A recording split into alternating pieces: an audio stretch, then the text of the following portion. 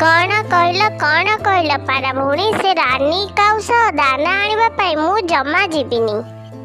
सबु थर से रानी काऊ दाना पाइला परे निजे सबु दाना नहीं पळे आसु। मु जानी छी चढ़ई भौणी हेले कौन करिबी मो देहटा भलो नै तमे जाई दाना न आनिले आमे कौन खाइबा केमिति रहिबा। एमिति कथा है मीनू पारा और टिकी चढ़ई स्थिर कले परदिन सकाळे टिकी चढ़ई रानी काऊ सहित दाना आनिबा पाई जीवो। राति रे टिकी चढ़ई ता घरे जाई सोई पड़िला। राति पाई गोटे सुंदर सकाळ हैला।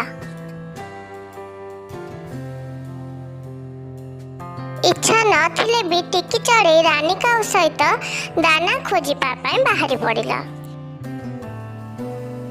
किछि दूर जाई सेमाने देखिले तळे बहुत गुड़ाए डालिंब मंजी पड़िछि।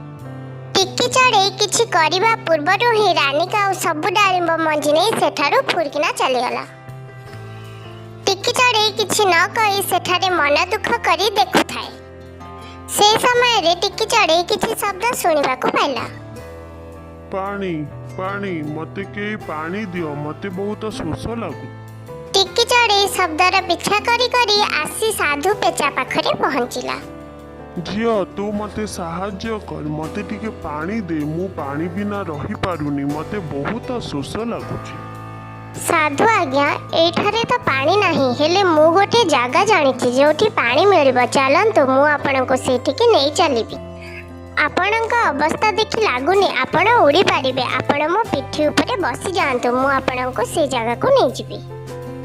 तापरे साधु पेचा टिकी चढ़ईर पिठी ऊपर बसी गला आ टिकी चढ़ई साधु पेचा को नहीं उड़ीबाकू लागिला। किछि समय उड़िला परे टिकी चढ़ई आ साधु पेचा से पानी थिबा जगह पहुंची गले। सेठिकी पहुंचीबा परे पेचाटी भारी खुशी हैला आ मन भरी जेते इच्छा सेते पानी पीला। चढ़ई मध्य पेचाटी को पानी पी उठिथिबा देखि भारी खुशी हैला आ कहिला एठी पानी रो कोनोसी असुविधा नाही आपणक जेते इच्छा सेते पानी पियंतु। पानी पी सारिबा परे पेचाटी चढ़ई को धन्यवाद जणैला आ कहिला धन्यवाद चढ़ई तमे नथिले आज मु मरि जाई थांती तमे मते एते सहाय्य करथिबारु मु तुमको किछि उपहार देबा पाई चाहूची मो सांगरे चलो। पेचा आउ चढ़ई किछि दूर गला परे गोटे सुनसान जंगल रे पहुंचिले। सेठी पहुंची पेचा किछि मंत्र उच्चारण कला आउ मंत्रर सरीबा मात्रे ही किछि नील लाइट सहित गोटे स्ट्रॉबेरी घर बाहरी। स्ट्रॉबेरी घर विषय रे सब कही पेचा से ठाडू चली गला। चढ़ई ता घर को फेरिला आउ से दिन परे तार जेबे किछि फलमूल ना पैसा दरकार हेबो चढ़ई जाई से स्ट्रॉबेरी घर आनी ताकू व्यवहार करुथिला।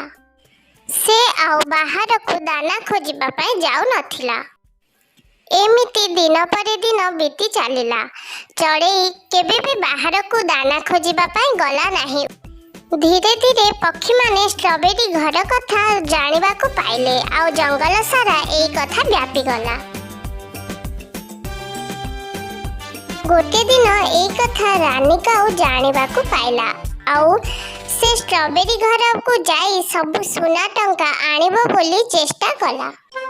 रानी काऊ से स्थान को जाई किछि मंत्र उच्चारण कला हेले रानी काऊ को किछि भी मंत्र जणा नथिला। ए कथा सब सूर्य देवता देखुथिले। सूर्य देवता जानि गले कि कोनोसी दुष्ट पक्षी स्ट्रॉबेरी घर को नबा पाई आसी आउ से तांग ताप बढ़ी रानी को सेठी मारी देले।